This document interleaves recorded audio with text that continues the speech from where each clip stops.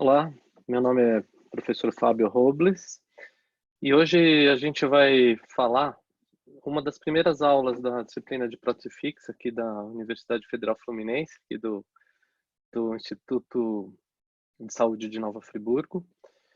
E estamos iniciando o curso de prótese fixa. Então, essa aula que eu vou ministrar e gravar agora para vocês é uma das primeiras aulas do nosso curso.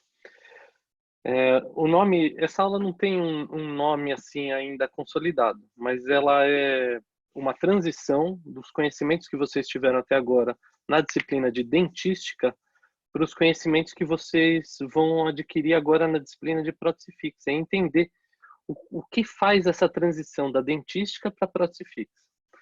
Então, eu vou começar agora a fazer já o nosso compartilhamento de tela. E aos poucos eu vou voltando para essa tela onde fica só eu falando, porque eu gosto às vezes de fazer desenhos ou de fazer uma explicação, então no momento adequado eu vou voltar para essa tela que, que é só eu falando, tá bem? Bem, então o título aqui que a gente tem, que eu coloquei para a aula de hoje, é assim, destruição dentária.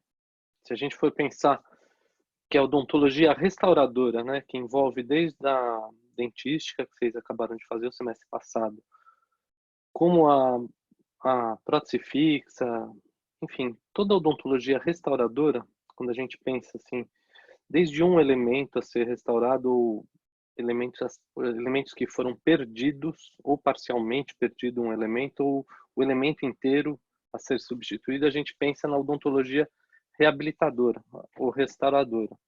Então ela vai desde pequenas destruições até grandes destruições.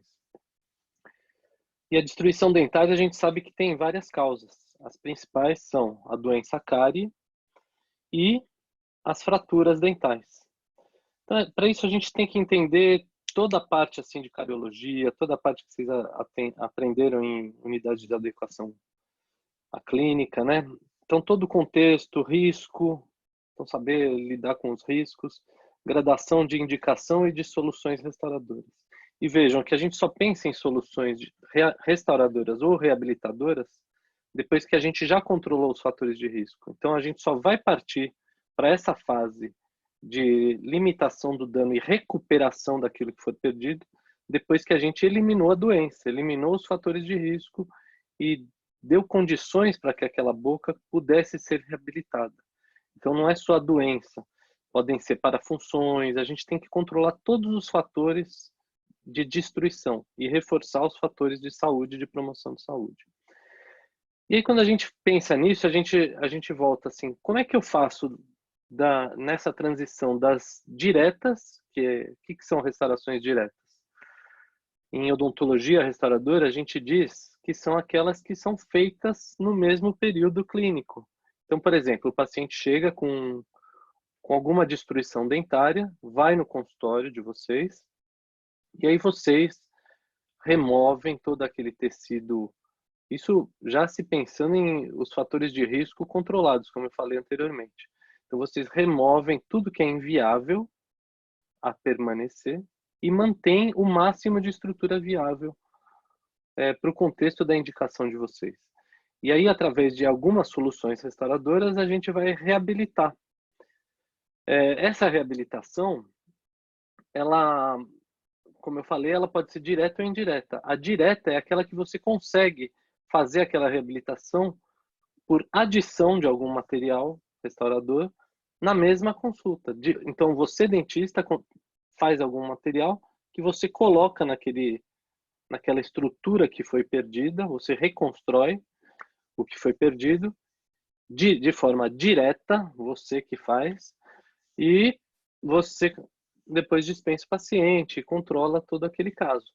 E no caso das indiretas, você vai fazer alguma adequação cavitária, fazer um preparo cavitário, e aí envolve toda uma sequência de procedimentos que vocês vão aprender aqui no curso, que é a realização de restaurações temporárias ou provisórias, moldagem para a gente obter uma cópia daquilo que a gente tem, uma cópia negativa, e aí a gente vai obter um modelo em cima dessa moldagem, em cima deste molde, dessa cópia que a gente teve, e aí assim a gente vai ter uma reprodução em gesso ou em qualquer outro material daquilo que a gente tem na boca. E aí, indiretamente, ou você mesmo, ou um técnico de prótese dentária, vai realizar alguns procedimentos, vai te devolver isso, esse modelo, com aquela restauração que ele fez no modelo e não na boca, e aí você vai, depois de processos de desinfecção, provar e cimentar na boca do paciente. Então, aquela solução restauradora foi feita indiretamente, não foi feita diretamente no paciente. Então, isso são restaurações indiretas. Então, seria assim, na disciplina de dentística, vocês aprenderam algumas soluções restauradoras diretas. E aqui na Praticifix a gente vai aprender as restaurações indiretas. Só que não basta a gente só saber fazer as diretas e fazer as indiretas. A gente tem que entender quando que eu faço a direta, quando que eu passo a fazer a indireta. E quais são os critérios que fazem eu partir da direta para a indireta. O que eu vejo que eu indico não mais uma direta, e sim uma indireta. E o que eu pretendo obter quando eu faço esse tipo de indicação. Então essa é uma reflexão fundamental. A gente entender o que a gente fez na dentística, e agora que a gente está mudando de disciplina, tá, na prótese fixa, a gente entender o que vocês vão fazer aqui na prótese fixa e quais os critérios para isso. Então a gente parte do zero, para a gente entender a nossa disciplina. Então, para isso, como está escrito no slide, tem uma gradação de indicações e soluções restauradoras, desde as diretas às indiretas. E vejam que eu aposto que na cabeça de vocês já devem estar pensando assim, pô, depende talvez do quanto eu tenho de dente, o quanto eu vou pôr de massa, o quanto eu vou pôr de estrutura que falta naquele dente. Ou seja, o quanto eu tenho de destruição dentária que eu preciso reabilitar, repor essa estrutura que foi perdida ou pela cárie dentária, ou por fraturas, ou por outras causas. E aí a gente vê nesse segundo parágrafo aí do slide, tipos de indiretas e um termo que vocês ainda não ouviram, procedimentos operatórios especiais. A gente já vai entender o que são isso. Eu já adianto, assim, em maneira muito geral, que é assim, para a gente instituir algumas indiretas, a maioria delas, a gente vai ter que, além de fazer aquela adequação cavitária, de remover tudo que é inviável, a gente vai precisar preparar, fazer alguma coisa naquele remanescente dentário para que eu consiga fazer um preparo cavitário e que ele venha a receber uma restauração indireta. E especificamente o recorte que a gente vai fazer na aula de hoje, nessa gravação, é em elementos vitalizados, ou seja, o que são elementos vitalizados? São aqueles cuja polpa dentária permanece viável, permanece viva, né? Por isso que é vitalizado. Permanece com suas características biológicas ativas. Então, o raciocínio é um pouco diferente quando a gente pensa em elementos que têm a polpa dentária conservada e em elementos que são desvitalizados, que mais para frente a gente vai ver também, que são elementos que não têm mais a polpa dentária, por uma razão ou outra, em geral, pelo grau de destruição também. Invasão das bactérias, contaminação, infecção, etc. E a gente vai precisar trabalhar primeiro com essa polpa e aí sim ver novamente, depois de trabalhar essa questão da polpa dentária, quando o elemento é viável, quando vale a pena manter o elemento. A gente faz isso. E aí depois dessa instituição do que a gente vai fazer com essa polpa, que normalmente é o que vocês vão ver em uma outra disciplina que se chama endodontia, a gente vai precisar remover essa polpa, a gente vai precisar limpar toda aquela cavidade ou aquela câmara que continha a polpa dentária. Então a gente vai limpar todo aquele tecido, vai sobrar uma cavidade vazia, que era onde ficava a polpa dentária. E nessa cavidade vazia, depois de limpa, depois de feitos alguns procedimentos de adequação, de alisamento dessas paredes, dessa cavidade, na disciplina de endodontia, vocês vão aprender que é feito um tratamento endodôntico. O tratamento endodôntico consiste dessa limpeza que eu acabei de falar, e depois, nesse espaço vazio, é colocado um material que vai preencher essa câmara que antigamente ficava a polpa. esse preenchimento, em odontologia, a gente fala de obturação endodôntica. Então, obturar significa fechar, né? Se a gente procurar no dicionário. Mas em odontologia, quando a gente fala, nós, profissionais, quando a gente fala obturação, em geral a gente está dizendo de endodontia, depois do tratamento de canal realizado. A gente vai notar que os nossos pacientes, eles falam, eu tenho uma obturação aqui de tal material, de um material metálico, não metálico, e aí eles usam os nomes populares que se usam. Mas nós, e tá certo também, a sabedoria popular tá certo, porque de alguma forma aquele material fechou a cavidade, ou seja, obturou a cavidade. Mas nós, profissionais, né, que vocês estão se formando aí, a gente não usa esse termo para restaurações. Em geral, a gente usa esse termo quando a gente se refere ao tratamento endodôntico, quando há uma obturação daquela cavidade que eu mencionei para vocês. Então, quando a gente discute isso, agora eu estou querendo fazer alguns desenhos para você. Na verdade, eu deixei um desenho aqui pré-pronto para a gente discutir. Isso aqui é um dente, né? Não sei se vocês estão conseguindo ver aqui.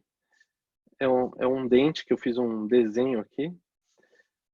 E deixa eu ver se tá tudo certo. Nesse desenho aqui está representado a gengiva, ou seja, o periodonto de proteção, o periodonto de sustentação, que é o cemento, o ligamento periodontal, osso alveolar, e a estrutura dentária, aqui representando assim, fiz esse desenho aqui em 2 minutos, com o mouse, né, que já é bem difícil, representando um dente posterior, por exemplo, um molar inferior. Então aqui nós temos a polpa dentária, nós temos dentina e nós temos, por fora aqui na porção coronária, o esmalte dentário. Vejam, esse aqui é uma representação de um elemento rígido. E aí eu começo a fazer algumas considerações para vocês. Vamos pensar na doença cárie, mas vocês poderiam pensar também, conforme o grau de destruição que eu for mostrando aqui, podem pensar numa fratura dentária também. Ou seja, causas que causam a perda de parte dessa estrutura dentária até a perda total do dente. Então a gente pode imaginar assim que, por exemplo, pela doença cárie, quando a gente fala de uma pequena restauração ou uma pequena intervenção odontológica restauradora, uma pequena intervenção restauradora após removerem-se os fatores de risco, a gente pode imaginar uma pequena, deixa eu até utilizar um outro, para ficar maior assim e destacar para vocês. A gente pode pensar num comprometimento de fóstulas e cicatrículas e fissuras. Então, a gente possui uma espécie de uma cavidade aqui. O que a gente vai fazer? A gente vai, através de manobras operatórias que vocês aprenderam na dentística, a gente vai remover a estrutura inviável e fazer um preparo cavitário. E aí, nesse preparo cavitário que a gente fez, ou simplesmente uma adequação cavitária, uma remoção pura e simples do que está inviável aqui, vamos usar essa palavra, depois a gente vai instituir um tratamento ou uma terapêutica restauradora. A gente vai colocar um material restaurador nessa cavidade que foi realizada e, uma vez controlados os fatores de risco, a gente pode dispensar o paciente e controlar esse caso, ou seja, preservar ao longo do tempo esse caso aqui. Se a gente tem uma destruição um pouco maior que essa, vejam que essa que eu representei aqui, a gente era uma destruição pequena ou inicial em esmalte, mas já com cavitação. Ou seja, se tem cavitação, precisa, na maioria dos casos, né, de alguma atenção restauradora. Existe, eu não sei se vocês ouviram falar na dentística, existe uma técnica que mesmo com a cavidade, a gente faz uma ameloplastia nessa cicatrícula sem colocar nenhum material. E existem tudo aquilo que vocês aprenderam na dentística, agora a gente vai aplicar, ampliar nossa mente, assim, ampliar nossa visão de de reabilitação, para a gente entender o que a gente faz conforme essa destruição é maior. Então, esse caso aqui vocês já entenderam. Vamos pensar agora num novo caso. Vamos pensar numa destruição um pouco maior, que também aqui seria no centro do dente, né? Que a gente atinge a dentina.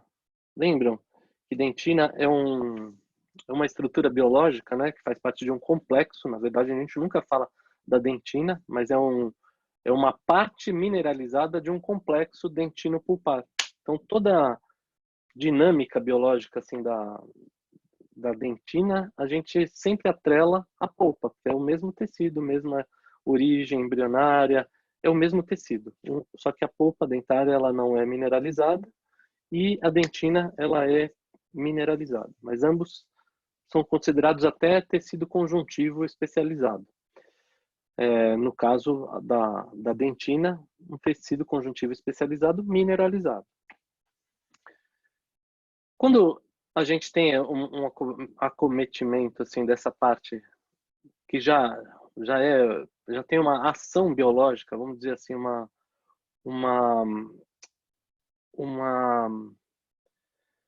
dinâmica de troca de metabólitos, de fluidos, uma espécie até de uma circulação, porque existem fluidos dentro desses túbulos e canalículos dentinários, que se comunicam, vamos dizer assim, com a polpa dentária. Então, quando a gente tem um comprometimento de uma lesão cariosa ou uma fratura que exponha parte da dentina, a gente começa a fazer alguns raciocínios que vão precisar da gente, que a gente busque o que a gente aprendeu lá na histologia, inclusive. Por quê? Porque é diferente a dentina rasa da dentina profunda, é diferente a dentina aqui nessa parte onde eu fiz o desenho, que é no centro da coroa, por oclusal, do que se ela fosse aqui pela superfície lisa, ou se ela fosse aqui um pouco mais próxima à porção radicular da raiz. E se ela fosse também mais profunda. O calibre desses túbulos dentinários ele é diferente, ele é mais largo quanto mais a gente se aproxima da polpa. E a mineralização desse tecido é menor, quanto mais próximo da polpa também. E idade do dente, tipo de dentina, se é uma dentina primária, secundária ou terciária. Então, retomar esses conceitos da histologia. Uma dentina secundária ou uma dentina, se é uma dentina reparadora, se é uma dentina do tipo esclerosada, se ela é organizada estruturalmente ou se ela é difusa, um tecido, vamos dizer assim, dentinoide. Tudo isso vai influenciar na escolha do que é que a gente vai fazer em termos restauradores e quais os materiais e qual tipo de intervenção que a gente precisa fazer. Então, isso é um conhecimento que vocês tiveram de histologia, de UAC, Unidade de Adequação Clínica, e de dentística, que a gente vai precisar retomar aqui quando a gente pensa na prótese fixa. Porque a prótese fixa, como eu falei lá no início, é uma extensão da odontologia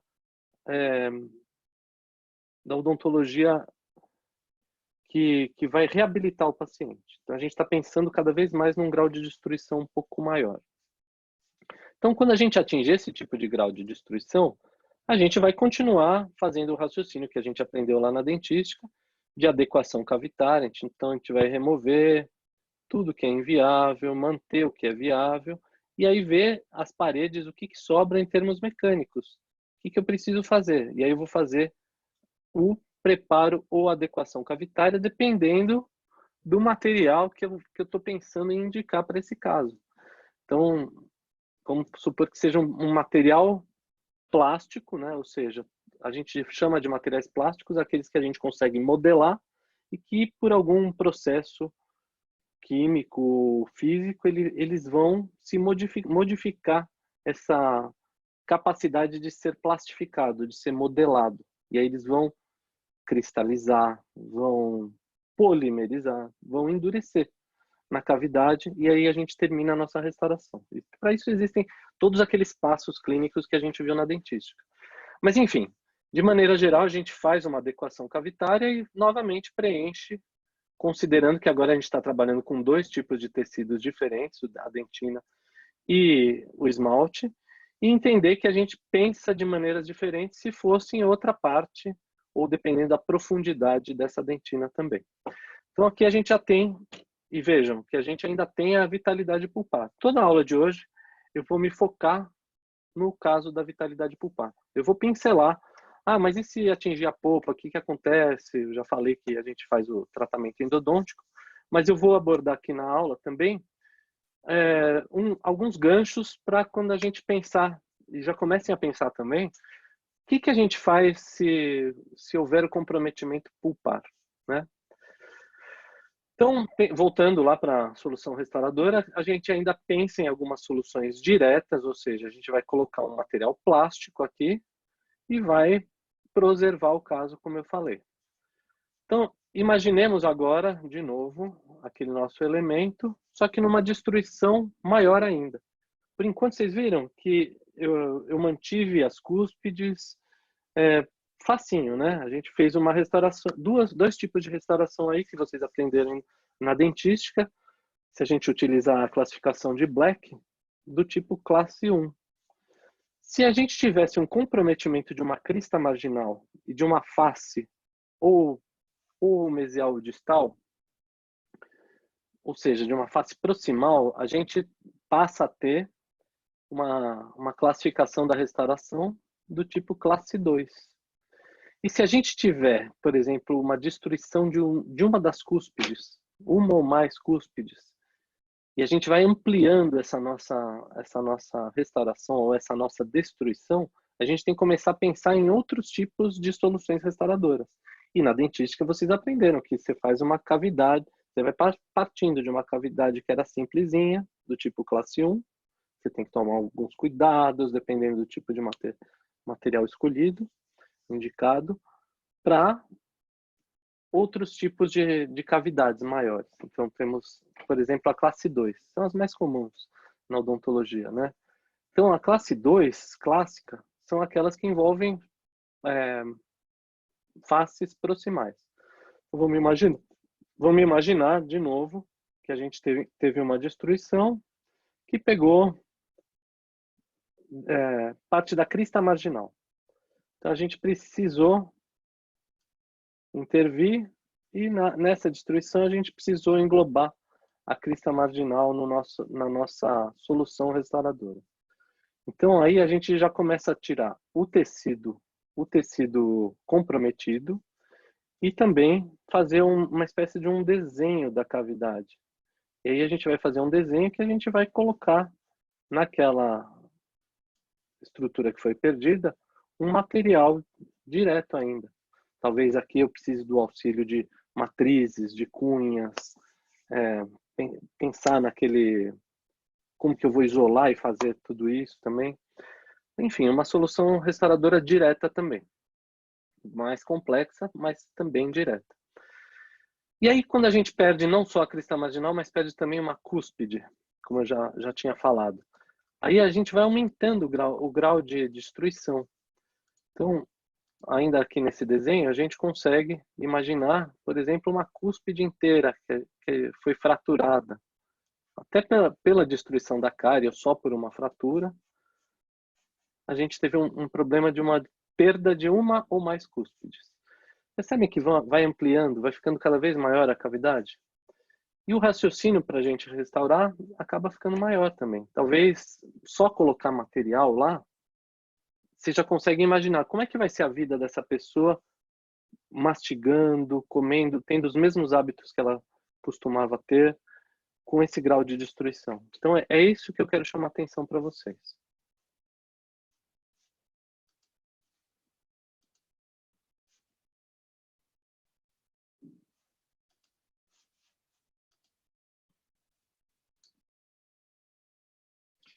Então vejam que é um raciocínio, esse raciocínio assim de pensar que a complexidade do que você vai fazer ou a complexidade da cavidade e, por consequência, da restauração que vai ser feita, ela depende do grau de destruição. Então, é um raciocínio que vocês já fazem, desde a dentística. Só comecem a pensar comigo a seguinte coisa. Vamos pensar o seguinte. Imaginem que conforme a gente vai encontrando situações de destruições cada vez maiores,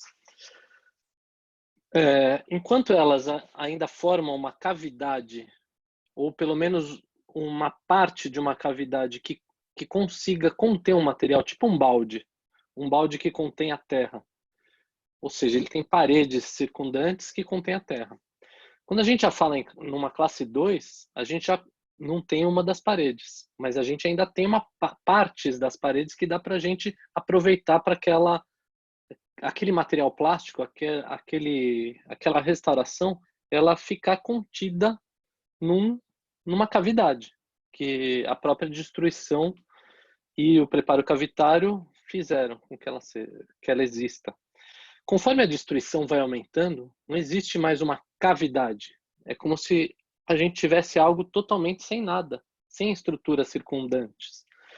Então, a gente passa a não conseguir tanto fazer, e passa a não ter referências também para fazer essa reconstrução. Não que não seja possível. Com a nossa habilidade de manual e restaurador, a gente consegue fazer grandes reconstruções.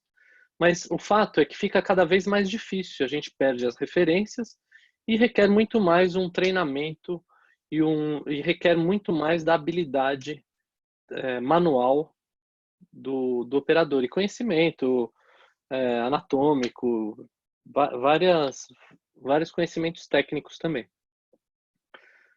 Então, assim, conforme a destruição vai aumentando, a dificuldade em se fazer tanto a cavidade quanto a restauração do que foi perdido aumenta. Então fica mais difícil fazer a restauração e fica mais difícil recuperar o que foi perdido. Entendido isso, e entendido que vocês já fazem esse raciocínio desde a dentística, quando a gente vai aumentando o grau de destruição, agora vamos imaginar que a gente não tem 2 cúspides, 3 cúspides, até o momento que a gente não tem praticamente a coroa inteira.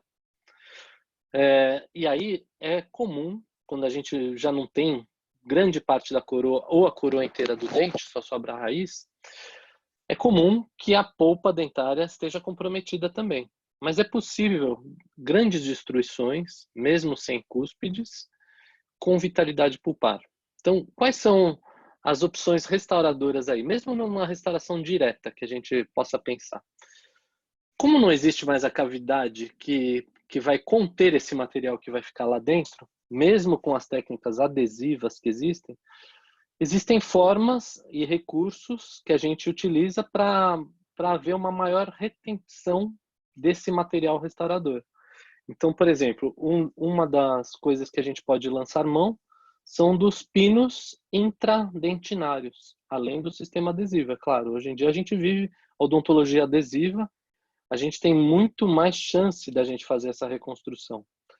Mas mesmo com esses recursos da odontologia adesiva, a gente pode utilizar os pinos intradentinários, que, como o próprio nome diz, são pinos que a gente rosqueia na dentina. E para a gente utilizar esse tipo de pino, a gente não precisa comprometer a integridade e a vitalidade pulpar. Isso tem que ficar muito claro. O pino intradentinário ele pode ser utilizado mesmo em dentes vivos, pois ele não tem a ver com a polpa, não tem a ver com o sistema de raiz, não tem a ver com os condutos radiculares. É um pino intradentinário, na dentina remanescente. Eu vou mostrar depois imagens de como que são esses pinos. E assim, se vocês tiverem a oportunidade de pegar o livro do professor Mondelli de dentística, vocês vão ver lá imagens ou desenhos de como se utiliza esses pinos na odontologia restauradora. Tem também no livro do professor Baratieri, tem vários livros de dentística, no Studervan. É por isso que é importante, eu sempre falo assim que é importante para um aluno não ficar só no caderno, na cópia do caderno, nas informações dadas em aula. É importante retomar esses conceitos, tanto de histologia, quanto de cariologia, e aí princípios de conceitos restauradores que estão também nos livros clássicos de dentística. Então, entender todo esse processo, desde as causas, as diferenças histológicas do substrato que a gente está tratando, entender, e aí conhecimento de materiais dentários também, entender das características dos materiais e como que esses recursos, esses materiais e técnicas vão se adequar com o remanescente. O que sobrou da estrutura biológica que eu vou utilizar para colocar esses materiais e utilizar técnicas adesivas ou não. Tá? Então, esse raciocínio, como eu falei, vocês já tiveram lá na dentística. Então, vamos voltar lá para o nosso desenho. Conforme essa destruição vai aumentando, deixa eu pegar aqui o desenho, né? Então, imagine que agora eu já praticamente não tenho a outra cúspide ou parte dessa cúspide, mas eu tenho ainda a vitalidade pulpar. E o fato de eu ter essa vitalidade pulpar já começa a me abrir, por exemplo, se eu puder manter essa vitalidade pulpar e conseguir fazer uma restauração que fique na boca, é muito importante que eu mantenha essa vitalidade pulpar. Vocês vão ver mais para frente, até na outra aula que eu mencionei, de soluções restauradoras para dentes desvitalizados, uma série de desvantagens. E aí, quando a gente tem desvantagens, a gente vai ter que recorrer a técnicas mais avançadas e a gente já começa a perder esse jogo. O jogo da gente fazer uma restauração, uma reabilitação adequada tem que ser vantajoso também para quem está recebendo. Não adianta também eu querer excelentes materiais, sendo que eu vou prejudicar o meu substrato. Então a gente sempre tem que ter na nossa cabeça um computadorzinho que faz essa mediação entre o que eu tenho de substrato, que materiais eu posso utilizar, quais são as expectativas do paciente, custo, tem uma série de coisas. E se o material vai resistir na cavidade bucal, se ele não vai prejudicar esse remanescente e se ele não vai cair. Então ele tem que ter longevidade, ele tem que permanecer na cavidade, mantendo o vedamento marginal de toda essa estrutura, essa interface, onde tem o material restaurador e a estrutura remanescente. Esse é um grande desafio da odontologia restauradora. Então, vejam que existe um momento que a gente perdeu todas as referências. Isso é independente se o dente é vitalizado ou não, agora estou dizendo. Quando a gente perde todas as referências e quer manter parte daquela estrutura dental na boca, o que é muito vantajoso, depois existem até trabalhos que discutem assim, mantenho um resto de estrutura dental na boca a ser reabilitado ou eu extraio essa estrutura dental que estava na boca, pois ela não tem mais viabilidade restauradora.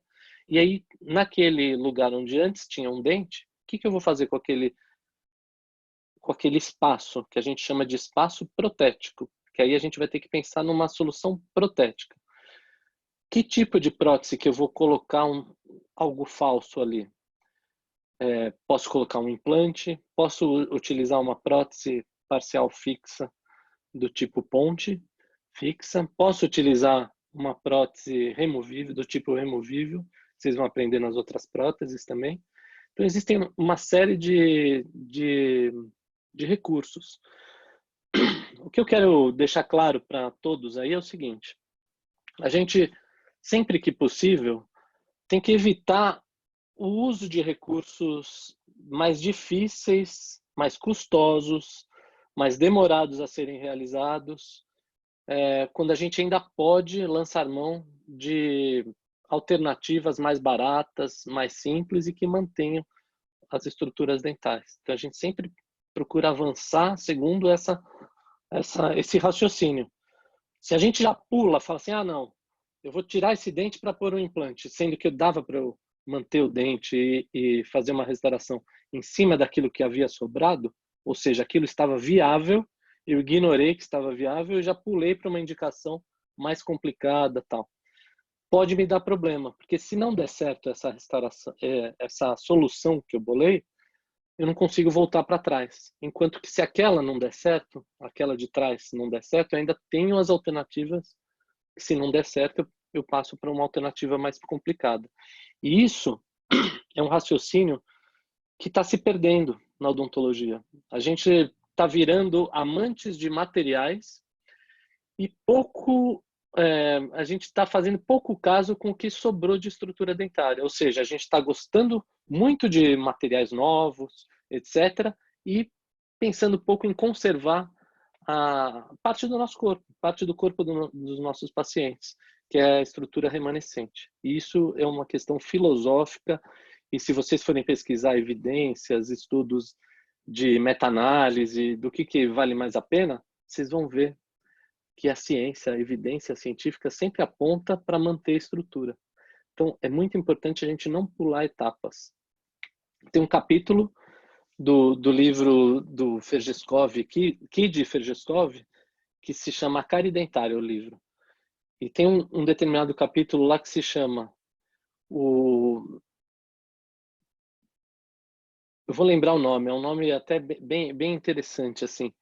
É como se fosse... Eu coloquei nas referências dessa aula. E tem esse arquivo também nos nossos links de materiais que eu disponibilizo para vocês. Vou colocar aqui também na descrição aqui do vídeo alguns desses links para vocês terem acesso.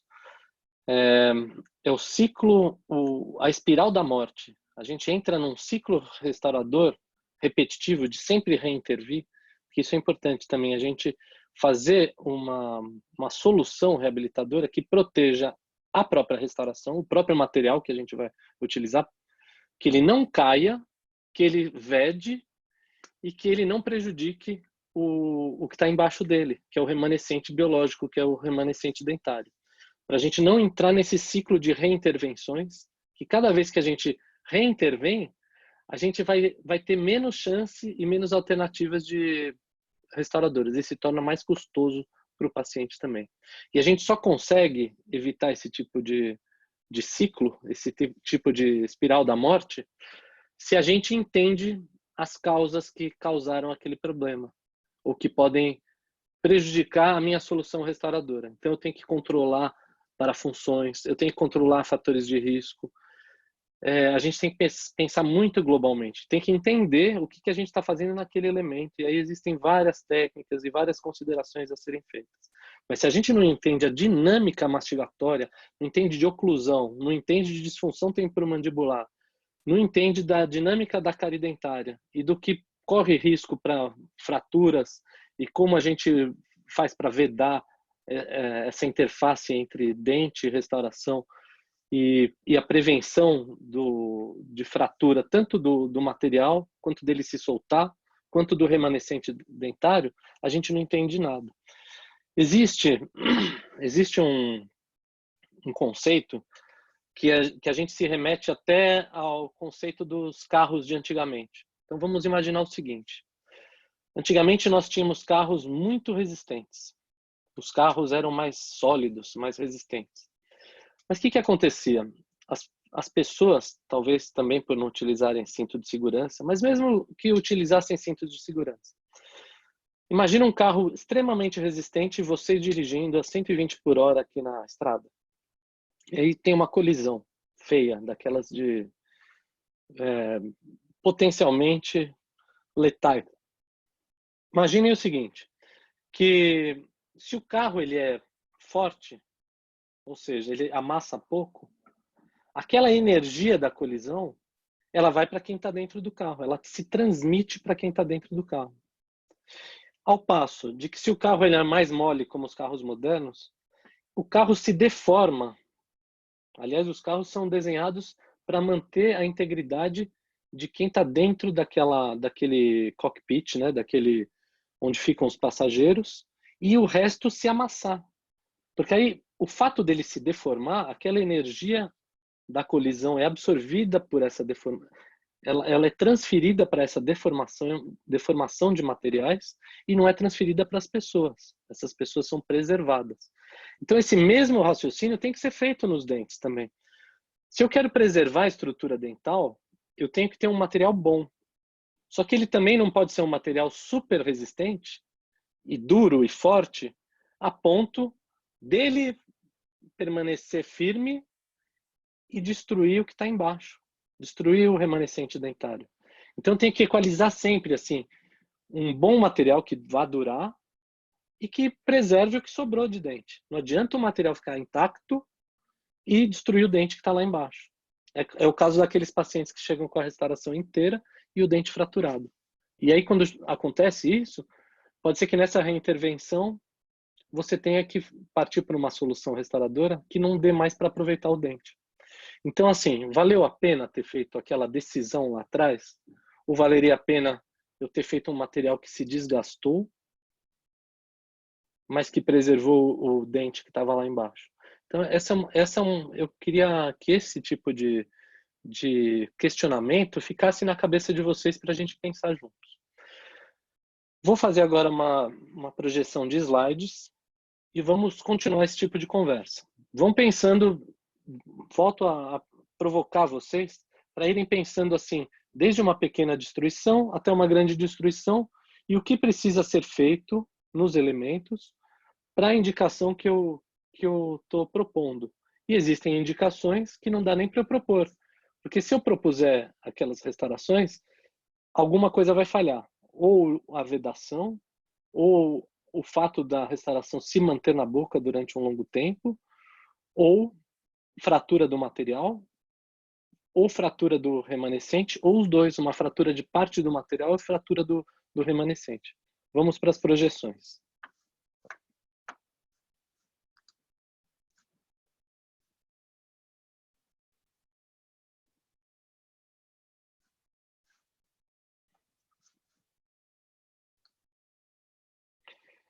Então, como eu falei, a gente passa a pensar novamente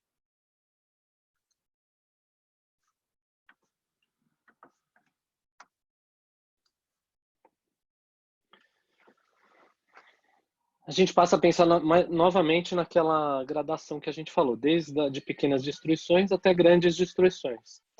E o que eu preciso fazer para que a gente consiga obter aquela grande reabilitação?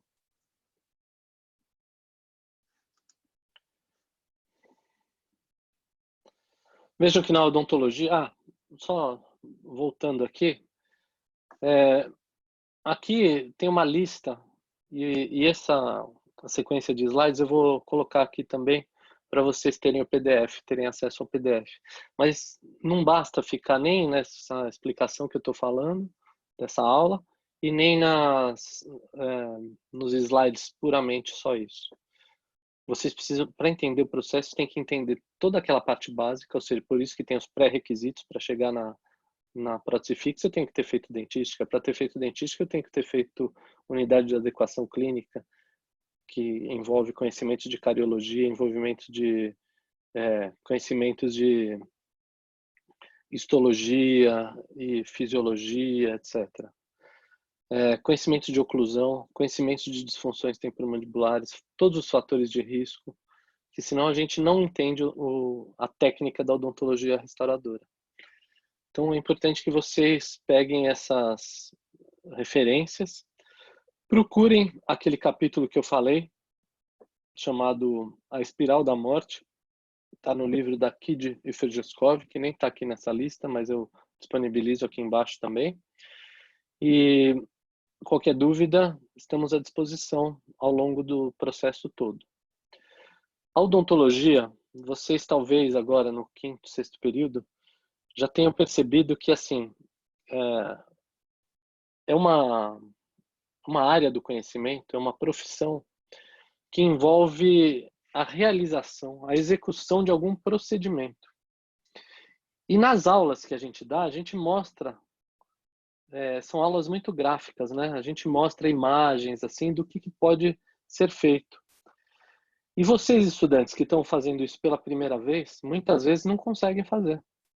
E aí isso gera uma frustração enorme, que se a gente for para o lado do derrotismo, a gente vai desistir. A gente vai achar que isso não é para mim.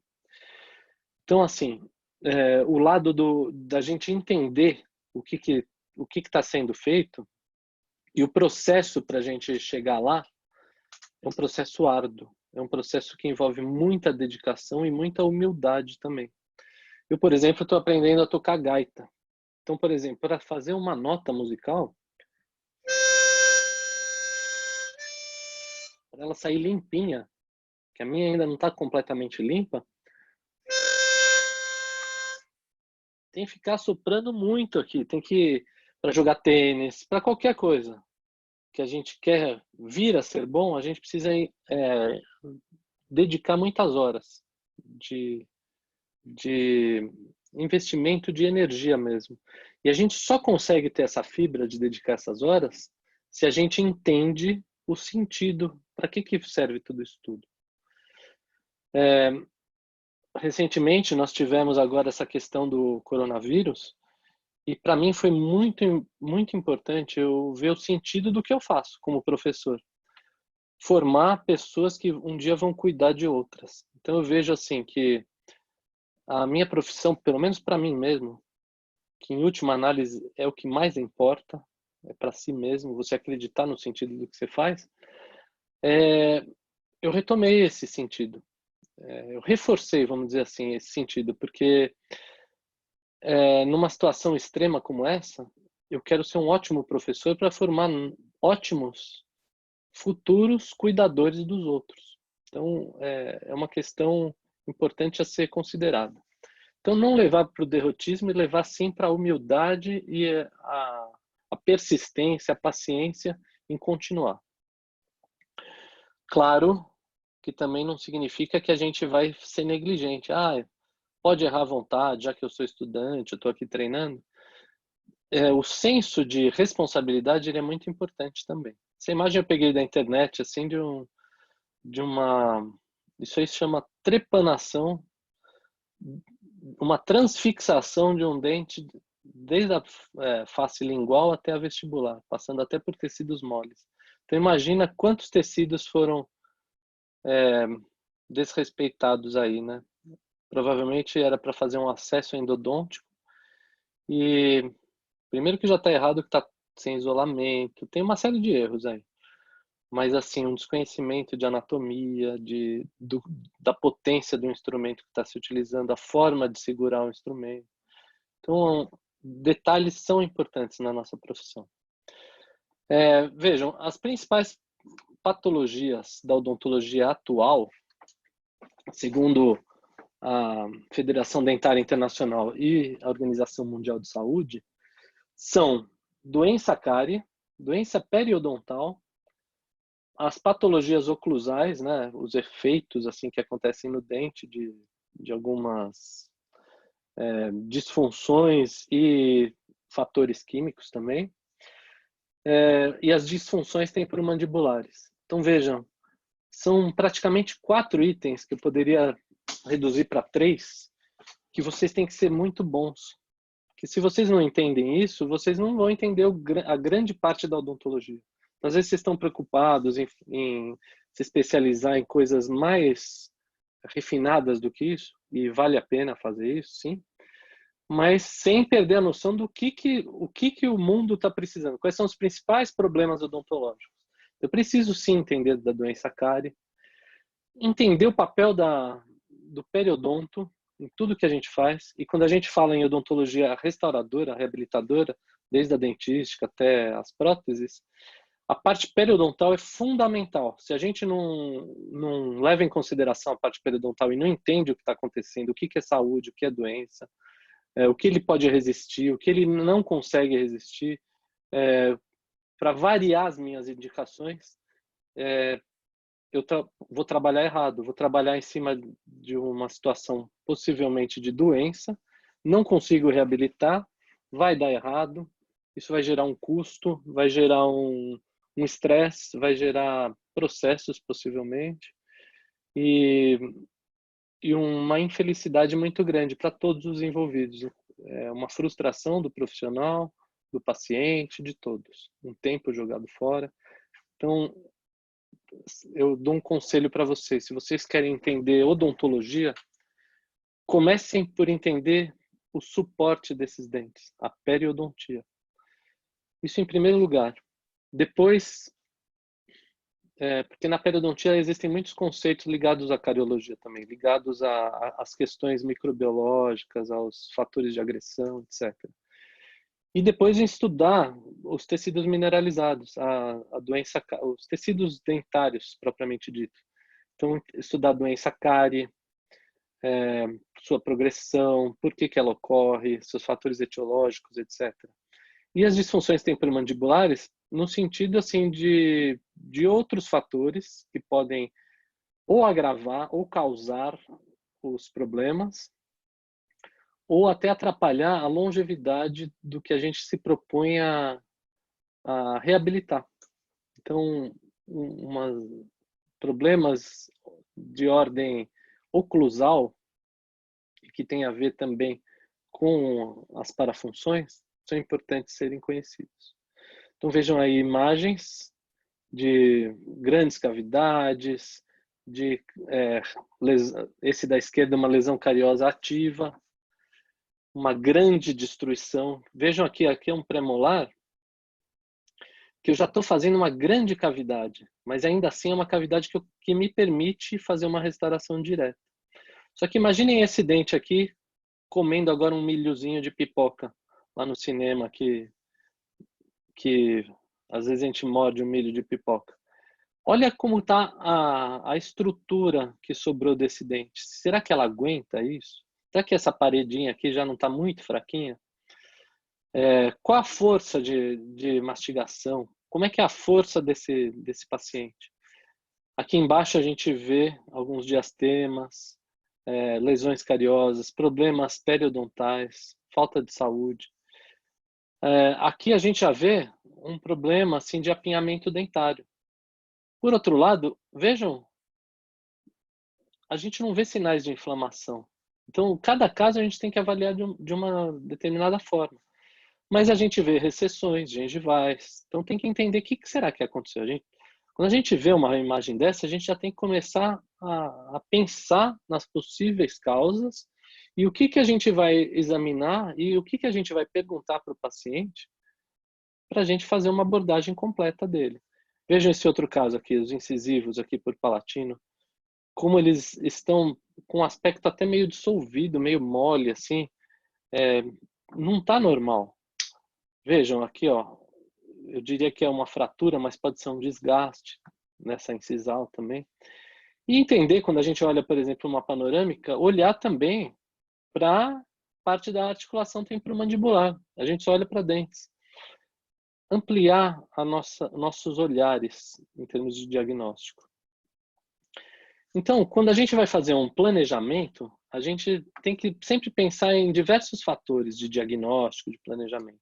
Como eu já comentei com vocês, fatores socioeconômicos, expectativas do paciente, o que eu posso fazer, né? Quais são as alternativas, o que ele pode receber em termos econômicos, em termos de expectativa, em termos... para eu poder aconselhar bem esse paciente, eu tenho que entender todo esse contexto. Quais são os fatores sistêmicos que possam me limitar, fatores comportamentais e humanos. Uma das primeiras avaliações é a avaliação da oclusão, buscar fatores de disfunções, dores orofaciais, como está a higiene desse paciente. Se ela não estiver boa, não adianta eu partir para a fase restauradora nesse momento. Eu tenho que cuidar novamente da fase de promoção de saúde, da fase educativa, etc. O tempo que vai levar para eu fazer tudo o que eu imagino. Porque às vezes o paciente ele já vai à nossa procura querendo a reabilitação. Mas para eu chegar na reabilitação, eu tenho que passar por uma série de coisas antes. E saber disso. Saber quais as dificuldades. E saber acalmar o paciente. E saber levar esse processo todo é uma arte. Que pode, para ser aprimorada, leva uma vida. Capacidade de comunicação, etc. Então, ó, explicar, cuidar das urgências, né, antes. E, como eu falei da capacidade de comunicação, explicar para o paciente o que ele tem. Por que dessas alternativas que eu dei? Como que eu posso solucionar? Quais são os requisitos, tempo, custo? Qual a importância de cada etapa? Tornar o sujeito partícipe do processo de decisão. Incluí-lo nesse processo. Tirar dúvidas, apresentar vantagens e desvantagens e, sempre que possível, baseado em evidência científica. Que ainda estão sendo construídas, né? Muitas das evidências ainda não estão ainda totalmente consolidadas.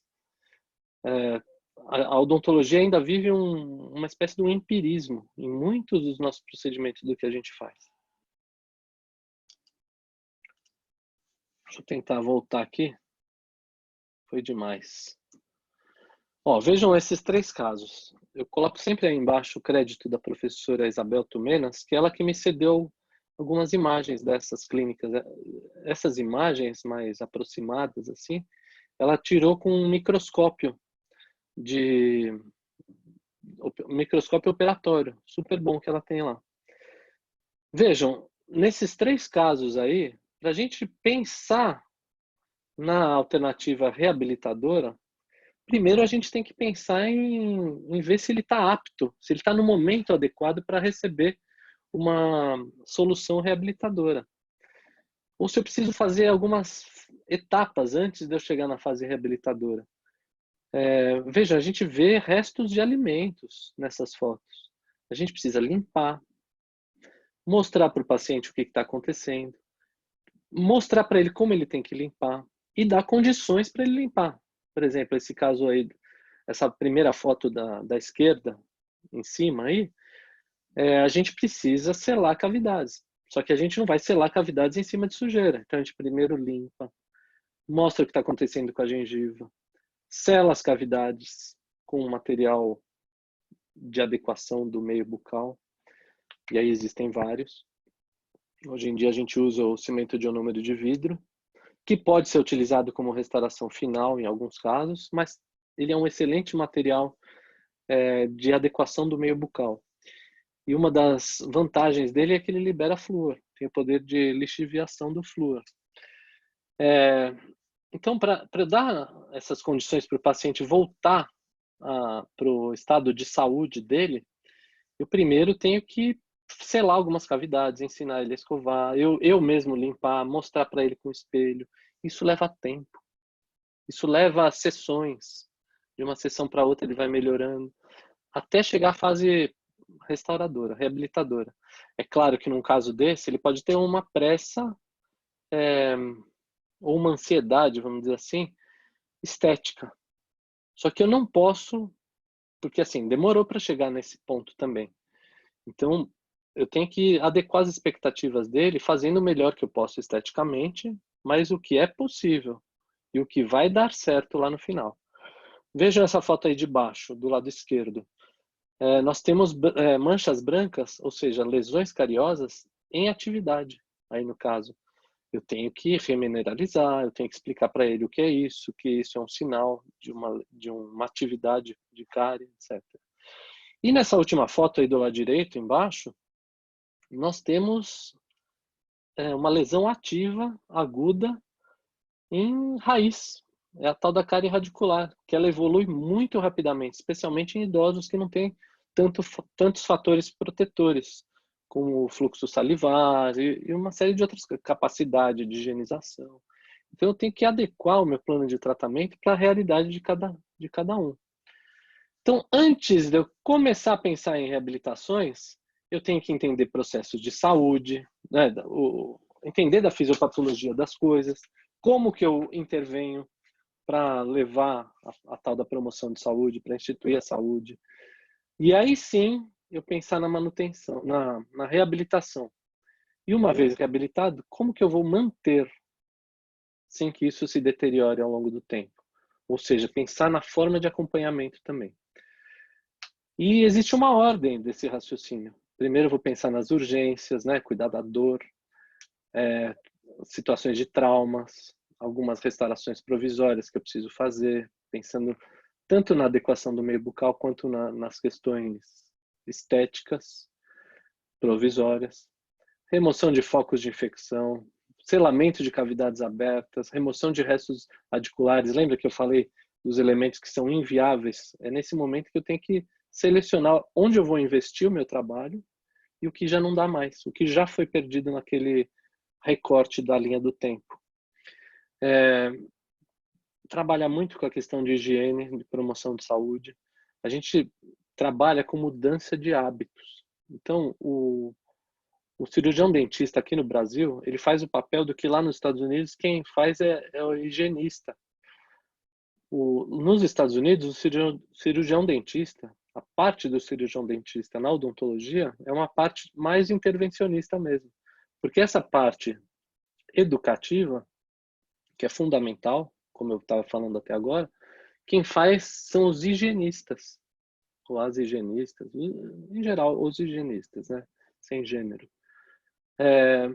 E aí o cirurgião dentista, ele vai atuar de forma um pouco mais técnica, mas com as suas indicações, seus critérios. Vale o mesmo raciocínio no mundo inteiro, não é porque é americano que é diferente. Mas a grande diferença é assim, a gente vive uma odontologia, uma forma de estudo americana, mas uma forma de prática que a gente negligencia essa parte educativa. A gente quer ficar só com a parte intervencionista. A parte educativa que lá nos Estados Unidos quem faz são os higienistas, aqui no Brasil quem deveria fazer somos nós dentistas.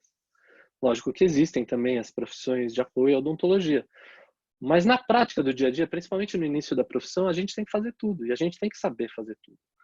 Então, eu vejo pouco isso também na nossa clínica. A gente, como professor e como estudantes, investindo tempo nisso, sabe? Fazendo uma evidenciação de placa bacteriana para mostrar para o paciente onde ele tem que melhorar.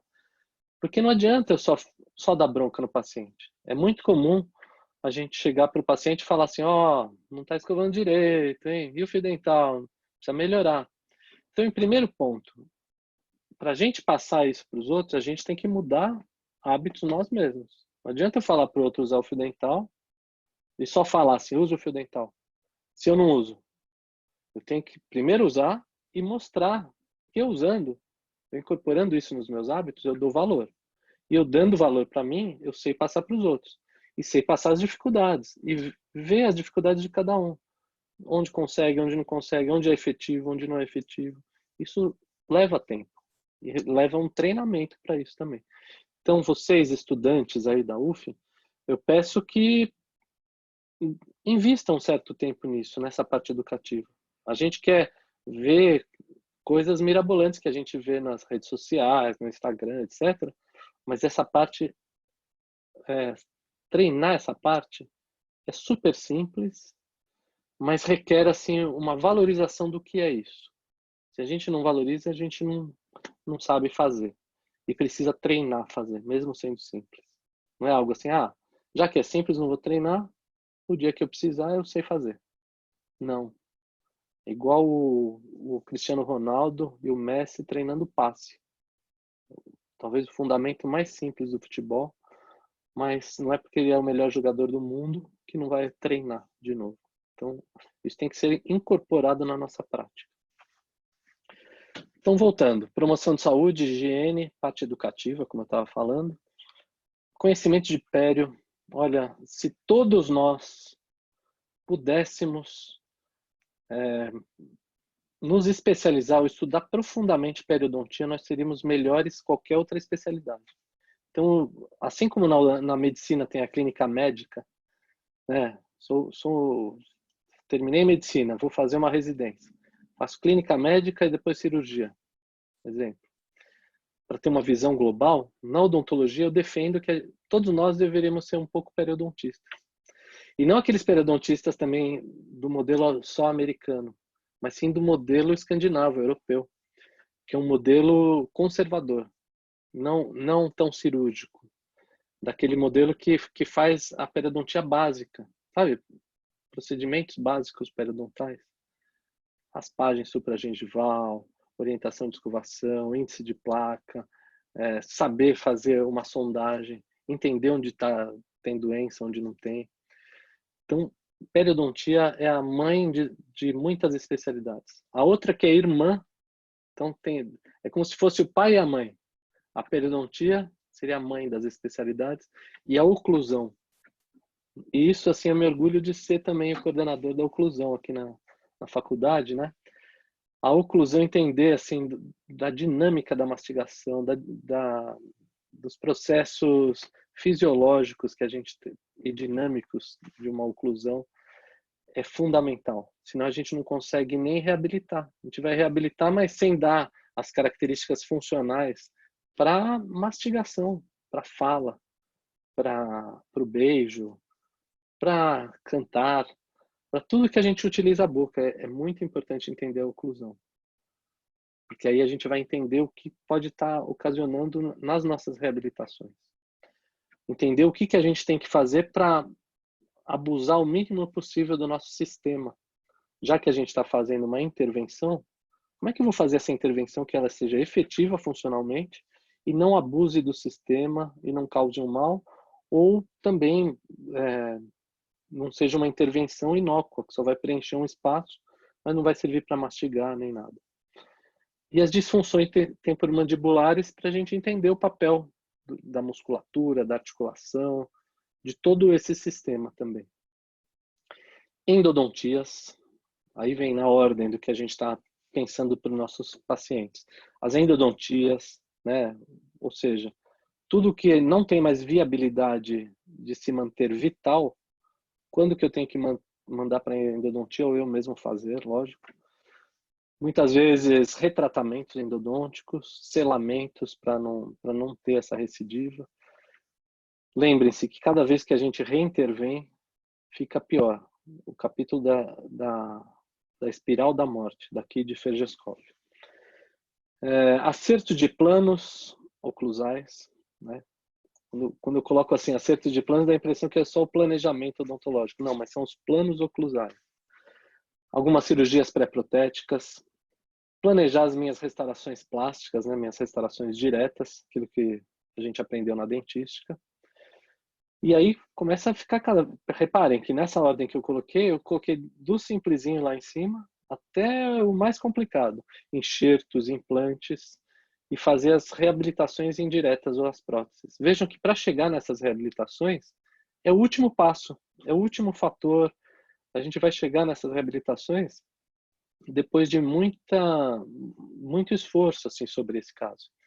Entender as alternativas, riscos, valores, tempos e expectativas. E, junto com isso, eu ser organizado, tanto com os meus materiais, quanto com as minhas anotações. Então, cuidar dos fatores legais e organizacionais, documentações, anamneses, exames complementares, termos de consentimento. E, lógico, que eu vou fazer essas anotações sem quebrar a cadeia de biossegurança, né? Vejam que esse gráfico que está aí é um gráfico ligado ao pessoal que estuda saúde pública, que estuda modelos assistenciais, modelos de como se pensa a saúde. E esses modelos, eles podem ser aplicados tanto quando a gente pensa numa população, né, em termos populacionais, em termos coletivos, quanto quando a gente pensa num indivíduo. Então, ó, vejam que interessante. O primeiro nível de atenção é o nível mais simples. Conforme a gente vai crescendo no número desses níveis, né? Primeiro, segundo, terceiro, quarto, quinto, esses níveis vão se tornando mais complexos, né? Mais específicos, vamos dizer assim. Então, vai do inespecífico para o mais específico, do menos complexo para o mais complexo, do que é menos custoso para o mais caro, vamos pensar assim. Então, o primeiro nível é a promoção de saúde. O segundo nível, proteção específica. Então, o primeiro e segundo níveis são considerados a prevenção primária ou atenção primária. Terceiro e quarto nível, prevenção secundária ou atenção secundária. Diagnóstico e tratamento precoce, limitação da invalidez, aí no caso, ou do dano. E quinto nível, reabilitar o que já foi perdido, que é a atenção terciária, talvez. Então, entender que isso pode ser utilizado tanto numa população quanto num indivíduo e vai do simples para o complexo. A gente vai falar um pouco mais desse raciocínio nos slides que vem aí à frente. Então, por exemplo, aplicações desses conceitos na clínica, ou seja, no indivíduo, não pensando mais no coletivo. O que é promoção de saúde? O que eu vou trazer saúde? Identificar fatores de risco, modificar esses fatores de risco, a parte educativa, saneamento básico, fluoretação sistêmica, nutrição, etc. Cuidar da parte de dieta, né? Orientações de dieta, etc. dieta cariogênica, lógico, dieta relacionada aos riscos odontológicos. Prevenção, educação em saúde, flúor tópico, manutenções, diagnóstico e tratamento precoce, selamento de fissuras, cáries ocultas, restaurações minimamente invasivas, até a limitação do dano, dentística, periodontia, endodontia, próteses unitárias. E até a reabilitação do indivíduo. Percebam que tem uma gradação de complexidade? Endodontias múltiplas, próteses extensas, cirurgias complexas, como grandes enxertos ósseos e implantes. Então vejam, essas duas fotos, vai desde aquilo que eu faço quase nada, quanto aquele caso que eu já fiz um monte de coisa. Grandes intervenções que levaram tempo e dinheiro, no mínimo aí. Esforço, mudança de hábito, muita coisa aí dá para ser pensado do caso 1 para o caso 2, da primeira foto para a segunda foto. Tá? Então, do pouco complexo para o mais complexo. Quando a gente pensa em odontologia, esse pensamento ele é extremamente valioso a gente ter na nossa cabeça. Eu ia falar uma coisa, mas eu vou deixar para falar lá para frente ainda, mais um pouco. Vejam, 3 radiografias do tipo panorâmica de pessoas, vejam a faixa etária dessas 3 pessoas, mais ou menos a mesma faixa etária, faixa dos 40 e poucos anos, né? Todas do gênero feminino, e 3 situações completamente diferentes para a mesma faixa etária, mesmo gênero, mesmo tipo de radiografia, a gente vê 3 situações diferentes. A primeira, que é essa aqui, a segunda, que é essa aqui, e a terceira, que é essa aqui. E aí a gente pergunta, quando a gente vê de uma imagem para outra, qual boca eu queria ter? Qual dessas 3 bocas eu queria ter? E qual que é a última que eu gostaria de não ter? Se a gente pensar nisso que eu acabei de perguntar para vocês, a gente já vai inconscientemente trazer vários fatores a serem refletidos por nós. Por exemplo, o primeiro.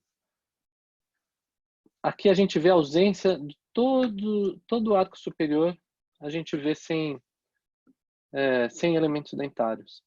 E no arco inferior, só os dentes anteriores, que são os últimos dentes a serem perdidos. São os primeiros a nascerem e, em geral, os últimos a serem perdidos. Se não for indicado uma extração até precocemente. Esse é o clássico assim do envelhecimento e da perda, quando existem todas aquelas doenças que a gente falou. É possível chegar nessa faixa etária sem ter tido esses problemas? Eu, por exemplo, tenho 46 anos e tenho todos os meus dentes na boca. Eu estaria parecido com esse caso aqui, ó, que é o que vocês querem ter.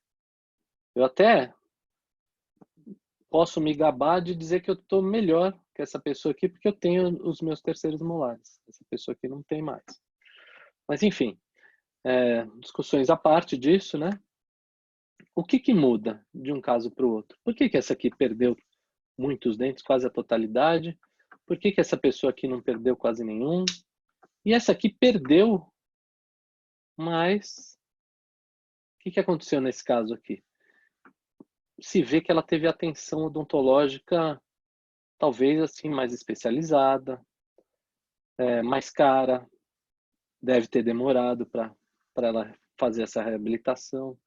Coisa que essa aqui talvez foi mais mutilada, né? Sem reabilitação. Pode ser que use prótese total superior, uma prótese removível inferior, mas a atenção é diferente desse caso para esse caso. E aqui, simplesmente, ó, uma pequena restauração, não tem os terceiros molares, e deve ter feito tratamento ortodôntico, que nós vemos aí a barra de contenção inferior. É importante isso ser levado em consideração para a gente fazer esse raciocínio. E o que diferencia? Olha a provocação aí. O que diferencia esses 3 pacientes? Será que é a classe social? Será que é a filosofia de trabalho de quem está trabalhando aí em cima desses casos? É o nível de educação odontológica? O que será? Fica a dúvida, eu não vou dar a resposta agora não. Fica para a gente discutir isso nas próximas aulas. Veja que interessante esse quadro adaptado dos níveis, aqueles níveis que a gente estava comentando de complexidade, feitos por um rapaz que eu conheci, chamado Leandro Romero, né, um colega, e que ele usa isso na clínica dele, e a professora Isabel, que é minha amiga, ela me cedeu também essa imagem.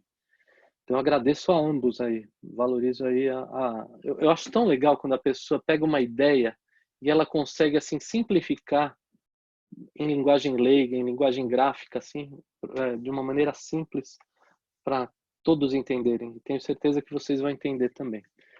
Vejam esses fatores: conforto, custo, tempo de tratamento, saúde, mínima invasão e longevidade dos dentes. E aqui os níveis, desde o mais simples até o mais difícil. Não é muito complicado a gente passar para o paciente e a gente mesmo entender que, por exemplo, se eu trabalho num nível de menor complexidade, eu tenho mais conforto, eu dou mais conforto para o meu paciente. Ele vai ter menos custo, o tempo de tratamento vai ser menor, porque as intervenções, os procedimentos vão ser mais simples. Vou ter mais saúde, ou vou promover mais saúde, vou invadir pouco e vou ter uma grande longevidade dos dentes. Enquanto que, conforme a gente vai complicando mais, a gente vai fazendo o contrário de cada um desses conceitos. Então, vejam, ó, primeiro nível, como estava dito, nutrição, saneamento básico, fluoretação. Segundo nível, educação em saúde, flúor tópico. Terceiro nível, selamento de fissuras. Quarto nível, limitação do dano. Quinto nível, reabilitação do indivíduo. A gente vai complicando. E isso vai se tornando mais custoso, menos confortável. O tempo de tratamento vai se estendendo. Vou seguramente dar menos saúde para o meu paciente. Por exemplo, esse caso aqui, ó, a pessoa chegou num nível de complexidade muito alto, mas deve ter gasto dinheiro, deve ter demorado, deve ter passado desconforto, etc. Mínima invasão e longevidade dos dentes, fatores importantes para serem considerados. Vejam uma coisa muito interessante que eu queria também fazer uma nova provocação para vocês, estudantes. Vocês lembram desse... Deixa eu ver se eu chego lá. Desse slide aqui, que eu falei que os principais problemas de saúde são esses aí, segundo a OMS, a Federação Dentária Internacional. Vocês já estão no quinto, sexto período, certo? Considerem a seguinte questão. Se vocês estão na metade da faculdade ou da metade para frente, era de se esperar que no treinamento de vocês, se essas coisas que a gente está vendo aí são simples, e são os principais problemas de saúde odontológica das pessoas, vocês que já estão na metade, um pouco além da metade do curso, já teriam condições de cuidar da maioria desses casos, pelo menos os casos simples. Lógico que os casos mais complicados aí precisa de experiência, precisa de auxílio, etc.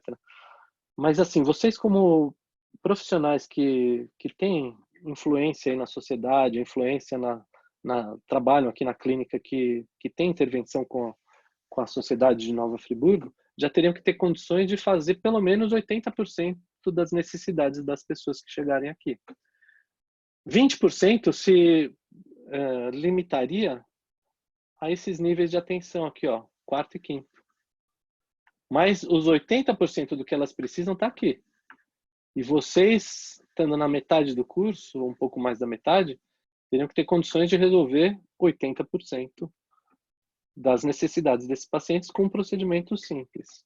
Desses que eu falei, que são mais rápidos, mais fáceis de serem executados, etc.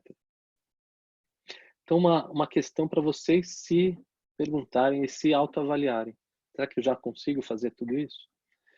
E se eu não consigo, é por limitação minha, por limitação da instituição, dos meus professores, da minha forma de estudar? Isso é um questionamento muito maduro a ser feito, tanto para vocês como indivíduos, quanto para a instituição e os professores. E a forma como a gente tem passado o conhecimento, como a gente tem construído junto esse conhecimento, né? E aí, diante de tudo que a gente está conversando, afinal, o que que é? O que que é reabilitar uma pessoa em termos odontológicos? O que que é fazer uma restauração? Eu sei isso?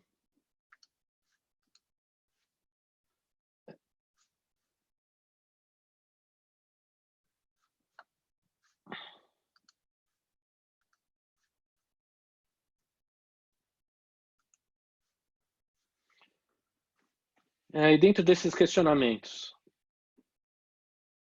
qual a razão de eu reabilitar? Eu não gosto dessa forma que eu escrevi aí no slide, estar reabilitando. Parece aqueles vícios, né, de gerundismo, de operador de telemarketing. Eu vou estar agendando para o senhor. Então, assim, qual a razão, ou seja, o porquê? Qual a razão de eu reabilitar? E qual a finalidade seria o para quê? Para que eu vou reabilitar? Essa é uma questão importante de ser refletida. Vou até repetir para vocês passarem a refletir. Por que eu estou fazendo a reabilitação? Qual a razão? E onde eu quero chegar com isso? Qual a finalidade? Para quê? A segunda linha é uma pergunta que me diz o quando, o conceito de quando. Em qual fase de uma abordagem individual e em um plano de tratamento cabe reabilitar funcional e esteticamente? Será que é em qualquer momento? Se não é em qualquer momento, quando que tem que ser? Tem a ver com aquilo da gente controlar os fatores de risco, da gente chegar no nível de restaurador, nessa oportunidade restauradora, etc. E aí, como deve ser essa restauração, esse conjunto de restaurações? O que eu preciso fazer? Quais são os pré-requisitos que eu tenho que fazer? Quais as alternativas que existem? O que é preservar a estrutura dental? Lembram daquele exemplo que eu falei da gente fazer uma restauração linda e depois vem o paciente com o dente quebrado e a restauração intacta na boca? Assim, doutor, tá aqui a restauração. Ela não quebrou, mas meu dente quebrou. Então, o que é preservar a estrutura dental? Muitas vezes a gente tem que fazer algum desgaste, alguma adequação para preservar o conjunto. Isso a gente vai entender ao término desse conceito que a gente está construindo juntos. Eu devo tomar os mesmos cuidados e indicações restauradoras para todas as pessoas diferentes? Tem que ter a mesma solução? Se as pessoas são diferentes, os riscos são diferentes, os fatores de proteção e os fatores de agressão são diferentes, as soluções são as mesmas para todos? Eu entendo isso, entendo disso que eu estou falando, desses fatores todos, eu entendo dessa balança que eu estou pretendendo equalizar. Então, entender mecanismos de agressão e defesa, muito importante. E outra coisa, a gente vai chegar lá, a própria sequência da nossa disciplina procura observar essa sequência do protocolo de uma restauração indireta, falando agora da restauração indireta. Então, desde uma indicação, ou seja, decidir fazer uma restauração indireta. A gente vai daqui a pouco conversar como eu cheguei nessa decisão. Quais foram os critérios que eu utilizei? O que eu pretendo e como eu vou fazer isso? A sequência para a gente executar uma restauração parte da indicação. E a indicação, eu só vou conseguir formular uma indicação depois que eu conseguir responder todas aquelas questões que eu acabei de dizer para vocês. Quais os exames complementares que eu preciso? Preciso de alguns exames radiográficos, modelos de estudo, montagem em articulador. Como que eu vou fazer isso? E aí vem aquele termo que eu comentei com vocês, os procedimentos operatórios especiais. E aí em asterisco estão alguns exemplos. O preenchimento é um exemplo de procedimento operatório especial. O núcleo metálico fundido é um outro exemplo, que pode ser chamado também de retentor intraradicular individualizado, do tipo metálico aqui no caso. E aí, depois que eu fizer esses procedimentos operatórios especiais, eu vou fazer o preparo cavitário e a restauração temporária ou provisória. Tendo feito isso, vejo as minhas condições periodontais para ver se é o momento também de eu realizar a moldagem. Antes disso, eu avalio se eu tenho o meu preparo cavitário correto, se eu tenho o espaço que eu vou precisar. No caso do dente vitalizado, que é o que a gente vai falar agora, se o dente está sensível, se eu preciso repensar essa minha indicação, se eu estou seguro do que eu estou fazendo nesse momento, que é o momento que dá para a gente retroceder alguns passos, reavaliar a nossa indicação. E aí, estando tudo ok, parte periodontal, parte de preparo cavitário, etc., vou realizar a moldagem. Lembra que eu falei que nas restaurações indiretas, a gente vai obter uma cópia, vai dar para o técnico de prótese dental, ele vai fazer a nossa peça, e depois a gente vai provar e cimentar na boca do paciente. Então, a gente faz a moldagem, obtém o modelo, não está escrito aí, mas a gente obtém o modelo, e faz procedimentos técnicos laboratoriais.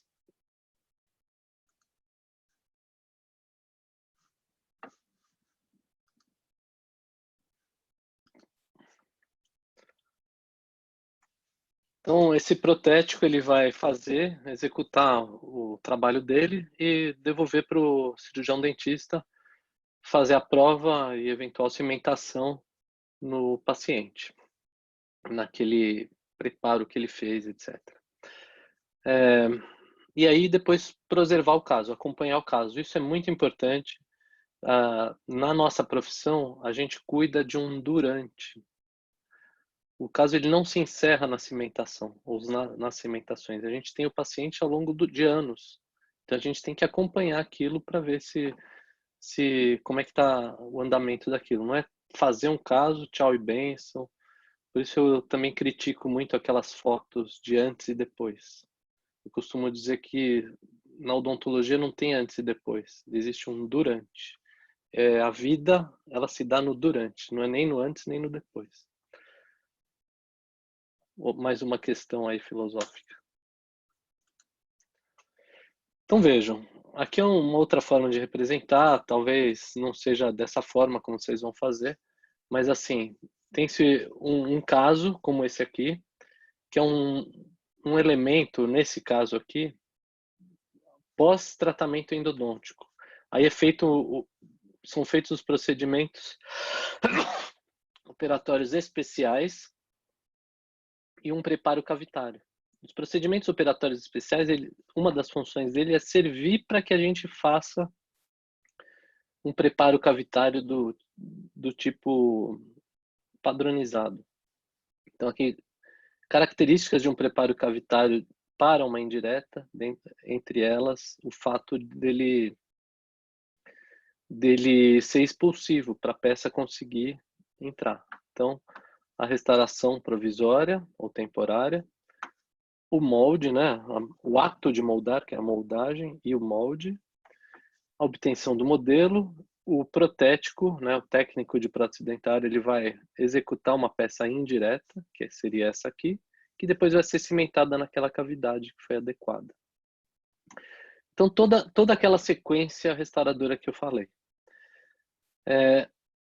Quando a gente pensa assim no paciente de uma maneira geral, o que diz o professor Mier? Que o planejamento é uma lista de procedimentos, né, para a gente planejar uma espécie de uma lista, procedimentos ordenados visando atender às necessidades e exigências do paciente. Então, vai desde o exame clínico, né, que envolve o exame físico, a anamnese, modelos de estudo, análise da oclusão, exames radiográficos e exames complementares. E aí a gente planeja, baseado em tudo aquilo, a gente planeja 3 fases, basicamente, para todos os pacientes. Tem alguns pacientes que a gente vai ficar só na primeira fase, que é a fase mais simples. Mas assim, de uma maneira geral, fase preparatória, fase restauradora e fase de manutenção e controle. Então a gente pensar nesse durante que eu tinha dito, de 3 maneiras. Fase preparatória, eu vou pensar naquilo que eu disse lá no início, dos fatores de risco, questões oclusais, questões de disfunções, questões de dieta, questões educativas, como que eu vou trazer saúde para esse paciente e manter essa saúde. Isso feito, eu vou restaurar, fazer algumas restaurações, ou seja, eu vou fazer toda a reabilitação, desde as diretas até as indiretas. E aí eu chego na fase de manutenção e controle, o que é bem interessante. Porque, assim, depois que eu termino, eu vou preservar o caso, é o tal do durante que eu tinha dito. Tá? Seguir aqui. Aqui alguns conceitos importantes da gente levar em consideração, mas eu vou passar. E vejam, se a gente não tem ideia do que a gente está fazendo, lembra do porquê e para quê, a gente não sabe o que a gente tem que fazer para chegar em qualquer lugar. É a história da Alice no País das Maravilhas, né? Encontra o gato. Qual é o caminho? Para onde você quer ir? Não sei. Então, não importa dizer o caminho, qualquer caminho serve. Então, a filosofia minimamente invasiva diz um pensamento que vale assim para a odontologia de uma maneira geral, pelo menos como eu enxergo. A finalidade de todo tratamento deve ser promover saúde, considerando que o caso deve ser planejado e executado para a preservação do sistema. É isso que é o importante. Estomatognático contra a destruição pelo uso e idade de todos os tipos de lesões que acometem a cavidade bucal. Eu costumo dizer assim, eu vou pensar na reabilitação, pensando em aquilo se manter a integridade das margens para não acontecer recidiva, não acontecer a cárie secundária, a restauração não se soltar, a restauração não fraturar e não fraturar o remanescente ou o conjunto restauração e remanescente. Vou ler isso que está escrito aí para vocês. A odontologia minimamente invasiva, segundo essas autoras, que são inclusive minhas conhecidas, altera o modelo tradicional mecanicista de tratamento para abordagem de promoção de saúde, de preservação das estruturas dentárias e da saúde oral. Portanto, as alternativas conservadoras são esgotadas antes da indicação de técnicas restauradoras invasivas, complexas e mais onerosas para o paciente. Tem a ver com aquele panfletinho, aquele gráfico que a gente conversou, com os níveis de atenção, etc. Vejam que coisas interessantes que a gente está abordando aí. Livre de paixões, precisamos abrir nossas percepções para a realidade. Não existem, vejam esse segundo item que está aí, para esses seguintes autores, não existem evidências científicas suficientes. E são baita autores, viu? Não é um Zé Mané. Não existem evidências científicas suficientes que deem suporte ao tratamento restaurador. Olha só que coisa. De fato, a evidência parece indicar que a prática operatória atual pode ser deletéria, ou seja, prejudicial ao complexo dentino-pulpar, por interferir na formação da dentina terciária. Aquilo que eu falei que a dentina está em atividade. Então, fazer uma restauração já é uma agressão. Precisar fazer uma intervenção odontológica já é uma agressão. As evidências dão suporte ao tratamento restaurador atraumático, o tal do ART ou TRA, como vocês aprenderam aqui, onde o tecido desmineralizado é preservado, dando condições biológicas de continuação, de preservação do complexo dentino-pulpar. Enfatizam a necessidade de basear os tratamentos nos conceitos biológicos e não nas soluções técnicas. A tendência dos dentistas tem sido promover tratamento odontológico, altamente orientado à restauração, mas ainda assim as restaurações não são duráveis. Então vejam essa foto aí. Está cheia de intervenções e se vê, é só bater o olho, não precisa nem ser muito já estudado, assim, ou já ter experiência. É bater o olho e ver que algumas dessas coisas que estão aí não vão dar certo ao longo do tempo. Vai dar problema na gengiva, vai dar problema na própria restauração, vai dar problema no dente que está lá embaixo. Ou seja, tudo ao contrário do que eu falei até agora. Restaurações não deveriam ser substituídas apenas por apresentarem um grau moderado de degradação marginal. E os dentistas podem estar errados ao acreditar que podem melhorá-las apenas substituindo. Então, aposto que vocês olharam também para essa imagem aí e falaram assim, opa, vamos trocar tal restauração. Talvez a troca, só pensar na troca, não seja o que o paciente mais precisa no momento. Pode ser que a troca faça parte de um raciocínio, mas a troca pura e simples não é o que ele mais precisa. A doença não está sendo tratada menos que o equilíbrio global da equação. Desmineralização, remineralização. Vocês aprenderam isso em cariologia. Vocês aprenderam isso em unidade de atenção à clínica, né? Unidade de atenção à clínica.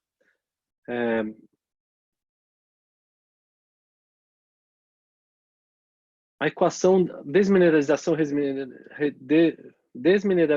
remineralização, afaste-se da cárie e incline-se à detecção da doença. Então, tudo isso tem a ver com aqueles estudos lá, inclusive do Tilstrup, do Fejeskov, que vocês viram nas disciplinas que trataram sobre o tema de cariologia, o fenômeno da desre. As restaurações não podem ser consideradas um tratamento. Por quê? Porque elas não são permanentes no sentido verdadeiro do termo. Elas falham e exigem substituição, ou seja, são falíveis. Aquilo que eu falei de manter na boca por um longo tempo, tem data de validade também. É importante saber essa perspectiva, ou seja, cada vez que eu proponho uma nova restauração, eu estou dando uma data de validade, que pode variar de uma pessoa para outra, dependendo de outros fatores, dos cuidados, etc. Mas não é a mesma coisa que o original. Um círculo vicioso se estabelece tão logo a primeira restauração é colocada. Então, invadir a biologia da pessoa, ou eu, a doença, né? A doença me forçou a fazer isso. Eu já estou condenando aquele dente a um ciclo de novas restaurações. Então, logo a primeira restauração é colocada, restaurações são substituídas e novamente substituídas, até o dente falhar e se perder. Assim, quando se coloca a primeira restauração, se inicia a contagem regressiva. Então, vejam, isso outros autores colocaram, que é o mesmo raciocínio do capítulo que eu estou indicando para vocês, que é a espiral da morte. Vejam como todas essas imagens, a gente vê falhas. Olha naquela primeira imagem, provavelmente, essa primeira imagem em cima, do lado do texto, aí do lado direito do texto, tinha uma restauração e foi removida a restauração para fazer uma classe 2, aí vai ver que precisava agora fazer uma restauração mesial, foi tirada a oclusal. O que foi visto embaixo da restauração? Que não tinha cárie. Então foi feita uma restauração indevidamente. E aí pode ser que essa restauração, inclusive, gerou a necessidade da segunda intervenção, da segunda restauração. Então abreviou aí o tempo do dente. Vejam como as restaurações são falhas, por mais que a gente capriche. Olha a cervical aqui dessa inferior do lado esquerdo. É onde elas falham, é na margem cervical. E quanto mais para a cervical, pior.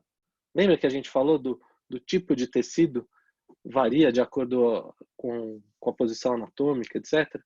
Então, quanto mais para a cervical, pior. Já digo isso para vocês. E essa foto aqui do meio, olha que casquinha de dente que está sobrando, ó, tanto o molar quanto o pré-molar. Imagina o milho da pipoca, o amendoim japonês sendo mastigado aí. E aqui é uma repetição daquela foto que a gente não pode pensar numa reabilitação, numa grande destruição dessa, ativa, que é a tal da cárie radicular, que eu já mostrei essa imagem antes. Vejam como a percepção do paciente é diferente do que a gente vê, nós que agora já estamos estudando isso. Esse paciente, com essa boca desse jeito, a queixa dele era a cor do canino superior do lado direito, do 13. Mas olha o restante da boca dele. Sabe, a gente às vezes intervém de maneira errada, de maneira pontual, não pensando assim na longevidade disso, não pensando no global, não pensando nesse sistema funcionando. Vou passar aqui rapidamente.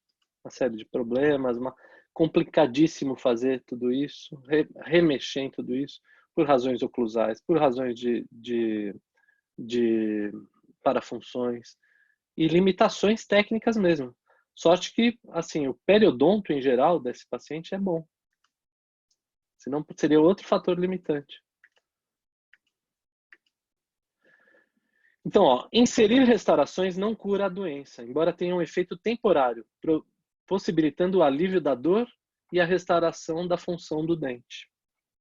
Então, veja, ó, aqui temos uma restauração, que é daquele caso que a gente estava mostrando, do dente 13, lá que era a queixa do paciente. Tem uma restauração, que deve ter sido cara, deve ter demorado, etc. Mas, ó, ela não conseguiu fazer aquele efeito que eu falei, que é interessante ter.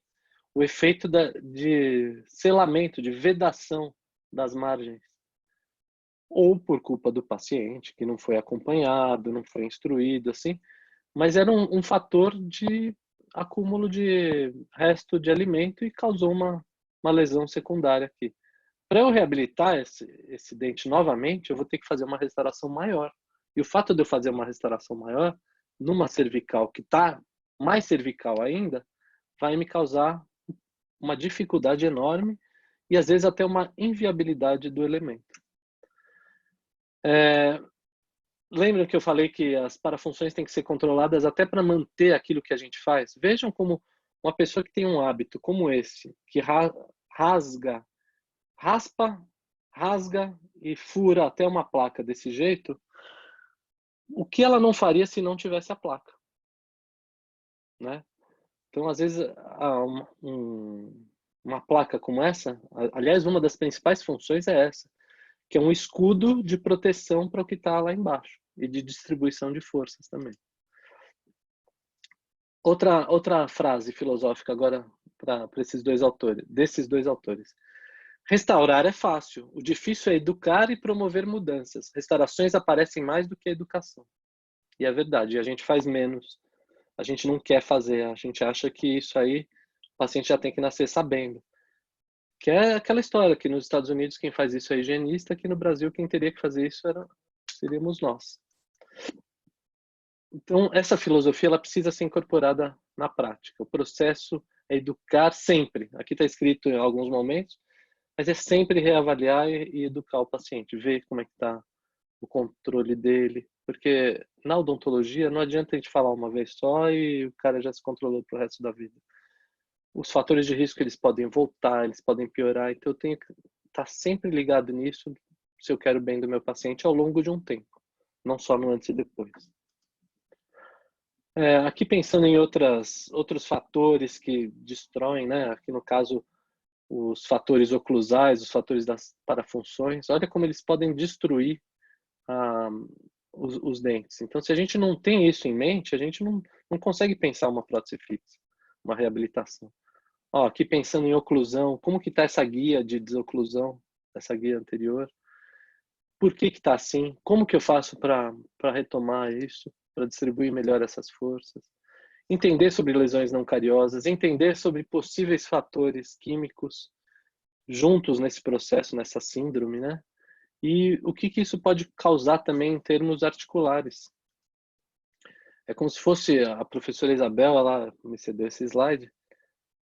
Eu não sei se isso é uma fotografia de verdade ou se é uma simulação. Para mim parece uma simulação do tsunami que teve lá no Japão, na Indonésia. Porque se for de verdade, eu acho que o fotógrafo morreu aí. A não ser que ele tivesse um helicóptero aí também. Porque ela diz o seguinte, que a parafunção é como se fosse um tsunami e as casinhas aí, as pessoas, são as restaurações dos dentes. Então, é realmente um tsunami que precisa de uma grande proteção. Então, eu preciso entender de tudo isso. Lá de novo as imagens do tsunami e os efeitos aí de uma parafunção nos dentes. No caso aqui, a gente está vendo o desgaste dentário, né? Lembrem-se sempre que eu falo sempre da questão periodontal. Por quê? Porque o dente ele desgasta quando o periodonto é bom. Quando o periodonto é ruim, o dente se perde. O dente ele muda de posição, ele perde a sua inserção óssea. Então, assim, quando o dente desgasta, muitas vezes, se a gente consegue controlar a parafunção, o prognóstico é bom. Porque quando o dente perde a sua sustentação, é pior do que quando ele simplesmente se desgastou. Outra questão a ser levada em consideração. E aí algumas indicações de placas interoclusais, que, como eu falei, é um fator de proteção, né? E algumas considerações desses autores. Vou passar aqui. Vejam casos que deram errado, né? E aí esse questionamento. Por que perdemos os dentes com tanta tecnologia e métodos de prevenção?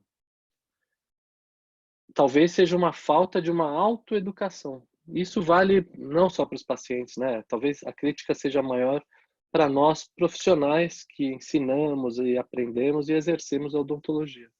A gente não está enxergando, as coisas estão gritando na nossa frente, a gente está tapando buraco, pondo materiais caros às vezes, e os casos não dão certo, eles quebram, eles recidivam, pela falta desse entendimento de uma visão mais global.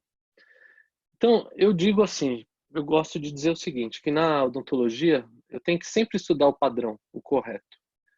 E aí, por quê? Visando um treinamento, e para isso para eu chegar nesse correto, nesse padrão, eu tenho que me aperfeiçoar, conhecer as minhas dificuldades, refletir sobre elas, para conseguir superá-las. A história do instrumento musical, a história de jogar tênis, olha a mesma coisa. Uma avaliação, saber me avaliar criticamente para eu poder buscar a resolução, a mudança desses fatores. E eu ter a flexibilidade para essa mudança. Então, nessa trajetória, os erros e os fracassos são muito importantes, porque eles são professores, nossos próprios erros. Se a gente tem essa capacidade de se autoavaliar e de refletir, a gente sabe já como não fazer, se for repetir. Então, para isso, eu tenho que ter humildade e flexibilidade para mudar. Os erros e os fracassos são professores fundamentais nesse processo. Vou passar aqui. E aí, quando eu penso na indicação, né? Esse é um dos slides assim que eu gosto de parar e pensar um pouco junto com vocês. Por que eu estou indicando, já que a gente está falando assim dessa transição das diretas para as indiretas, voltamos àquele assunto lá do começo. Por que então eu estou indicando uma indireta e não uma direta? Não se indica indiretas quando a razão é não conseguir se esculpir, obter pontos de contatos e perfil de emergência.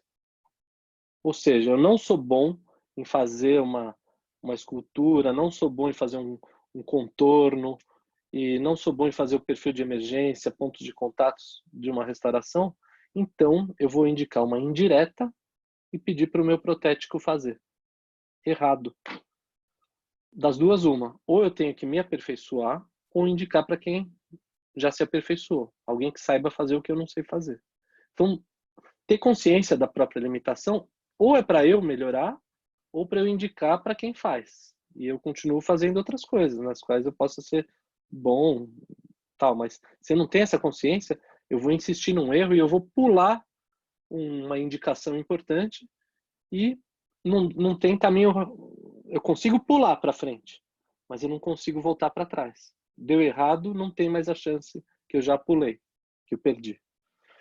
Não se desgasta dente com o pretexto de proteger. Não se destrói com o pretexto de construir. Dentes protéticos não são melhores do que os naturais. Outra questão filosófica importante.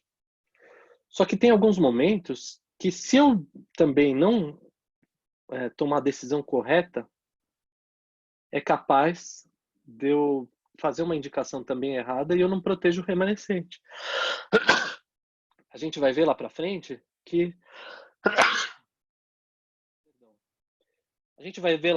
uma das indicações é a preservação do remanescente dentário. Então, às vezes eu preciso fazer uma configuração cavitária um pouco mais ampla, vamos dizer assim, pensando em proteger aquilo que sobrou lá embaixo. Existem alguns casos que a gente não indica, a gente faz uma indicação achando que está conservando a estrutura dental, mas no longo termo, pelos fatores de risco, o dente fratura e eu perco o dente inteiro. Então, aquilo que eu queria preservar, por não ter enxergado essa possibilidade, eu perco tudo. Então, um fator que requer experiência e requer muito estudo e reflexão. Quando eu vou treinar diretas e indiretas, eu tentei colocar aqui uma gradação de dificuldades, desde o mais fácil para o mais difícil. E o que eu quero com as coisas que eu estou treinando? Então, quando eu penso nas diretas, restaurações de uma face são as mais simples, que eu vou indicar para casos de pouca destruição. Então, uma classe 1, uma classe 5. Aí, na segunda linha, já tenho algo um pouco mais complexo. De 2 ou mais faces, que seria uma classe 1 composta ou uma classe 2, que tem envolvimento de cristas marginais ou de estruturas anatômicas importantes.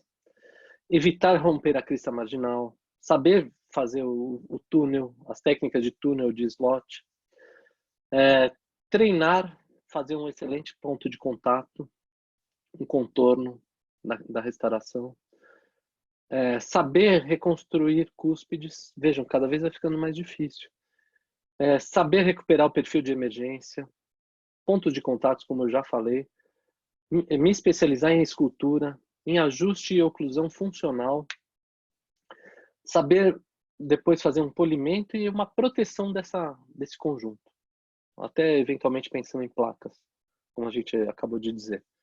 Quando a gente pensa em treinar para indiretas, eu tenho que treinar escultura de cera regressiva, daquelas que vocês fizeram em anatomia dentária ou em escultura, pegar um bloquinho de cera e fazer um dente. Treinar cera progressiva, acrescentar cera para eu reconstruir um dente. Aí eu treino trabalhar com resinas.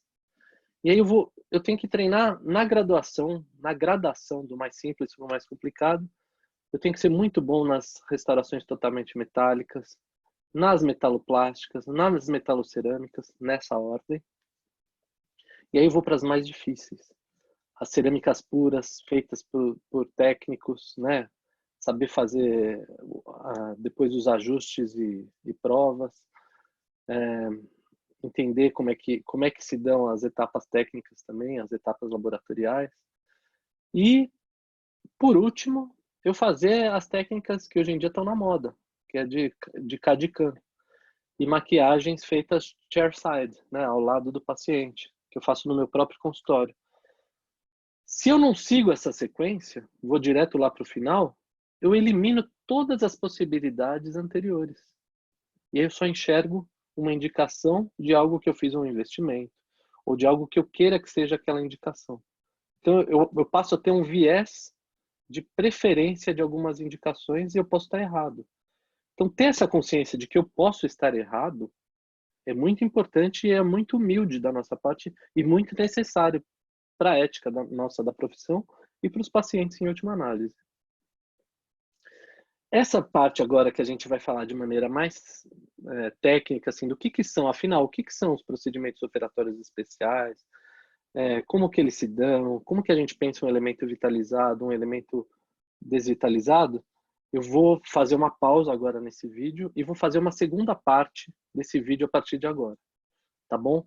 Então eu recomendo que vocês façam o seguinte, peguem esse vídeo, até agora, não sei quanto tempo que já deu, peguem esse vídeo, assistam, pausem onde não entenderam, voltem, assistam de novo, escrevam suas dúvidas para a gente, procurem os professores, leiam os textos indicados que estão aqui também embaixo e discutam isso. Depois disso sedimentado, sigam deste ponto para frente, no vídeo que será feito daqui para frente. Então vamos seguir também essa gradação de complexidade dos pensamentos. Porque a gente veio da dentística e agora está indo na prótese fixa para um raciocínio completamente diferente. Para um raciocínio que é importantíssimo a gente construir juntos. Tá bem? Então, com isso, eu vou parar essa sequência agora e a gente faz uma segunda parte num outro vídeo. Tá bom? Obrigado a quem acompanhou até agora. Peço desculpas de algumas emendas aí que eu tive que fazer algumas paradinhas técnicas, por questões técnicas, e eu espero que cada vídeo fique melhor. Mas o mais importante disso não é a qualidade do vídeo, eu nem sei editar muito vídeo, essas coisas, só espero que o som e que o entendimento esteja adequado, mas eu quero isso eu quero mesmo é que vocês entendam, que vocês estudem, que vocês que dúvidas sejam geradas para gerarem-se discussões, para a gente poder desdobrar esse assunto e a gente poder construir junto esse conhecimento, tá bom? Então, muito obrigado e até o próximo vídeo.